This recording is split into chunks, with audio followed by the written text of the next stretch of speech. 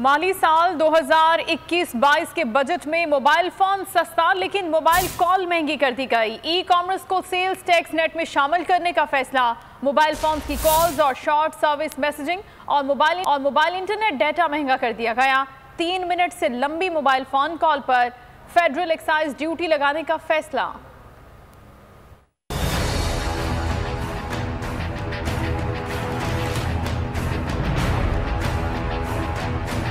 अब mobile phone पर लंबी लंबी कॉल्स करने वाले हो जाएं होशियार, क्योंकि बजट 2021-22 में मोबाइल फोन सस्ता लेकिन मोबाइल कॉल महंगी कर दी गई। आइंदा माली साल के बजट में 3 मिनट से लंबी मोबाइल फोन कॉल्स पर फेडरल एक्साइज ड्यूटी लगाने का फैसला। इंटरनेट डेटा के इस्तेमाल और SMS पर फेडरल एक्साइज ड्यूटी भी नाफिज की जाएगी। वजीर खजाना शौकत तरीन ने बजट तकरीर में कहा कि मोबाइल फोन पर मौजूदा विद होल्डिंग टैक्स की शरह 12.5% से कम करके 10% तक किया जाएगा। बजट में IT जोन के लिए प्लांट, मशीनरी, साजो सामान और खाम माल पर टैक्स छूट की तजवीज दी गई है।